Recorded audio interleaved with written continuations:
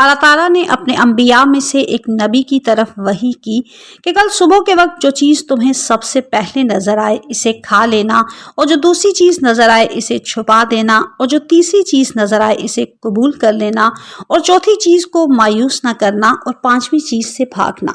دوسرے دن جب صبح ہوئی تو نبی گھر سے نکلے، انہیں ایک سیاہ پہاڑ نظر آیا۔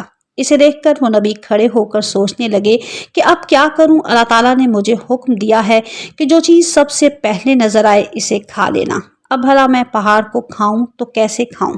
پھر نبی نے اپنے دل میں یہ فیصلہ کیا کہ اللہ تعالیٰ مجھے میری طاقت سے زیادہ تکلیف نہیں دیتا۔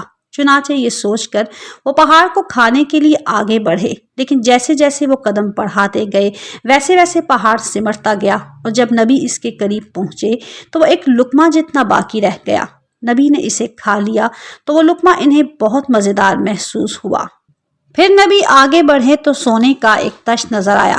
نبی نے دل میں کہا کہ اللہ تعالیٰ نے مجھے حکم دیا ہے کہ دوسری چیز کو چھپاؤں، چنانچہ انہوں نے ایک گڑھا کھود کر تشت کو اس میں چھپا دیا اور اس پر مٹی ڈال دی، لیکن جب انہوں نے مڑ کر دیکھا تو وہ تشت باہر نکلا پڑا تھا۔ انہوں نے دل میں کہا کہ میں نے اپنے پروردگار کے حکم کی تعمیل کر دی ہے۔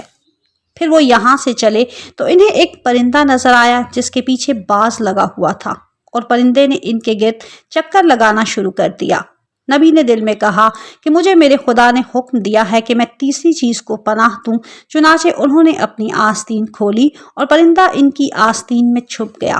باز نے ان سے کہا کہ آپ نے میرے شکار کو پکڑ لیا، حالانکہ میں کئی دنوں سے اس کے پیچھے لگا ہوا تھا۔ نبی نے دل میں سوچا کہ اللہ تعالیٰ نے مجھے حکم دیا ہے کہ میں چوتھی چیز کو مایوس نہ کروں، چنانچہ انہوں نے اپنی ہی ران کا گوشت کا ٹکڑا کاٹ کر اس کی طرف پھینک دیا۔ جب نبی یہاں سے چلے تو انہوں نے ایک بدبودار مردار کو دیکھا جس میں کیڑے پڑے ہوئے تھے۔ نبی نے دل میں کہا کہ اللہ تعالیٰ نے مجھے حکم دیا ہے کہ میں پانچویں چیز کو دیکھ کر بھاگ جاؤں، چنانچہ وہ اسے دیکھ کر بھاگ گئے اور اپنے گھر واپس آ گئے۔ رات کے وقت انہوں نے خواب میں دیکھا، ان سے کہا گیا کہ تم نے ہمارے حکم کی تعمیل کی ہے تو کیا ان چیزوں کا مقصد و مفہوم بھی سمجھتے ہو؟ نبی نے کہا کہ میں نہیں جانتا۔ خواب میں ان سے کہا گیا کہ تم نے جس پہاڑ کو دیکھا تھا وہ انسان کا غصہ تھا۔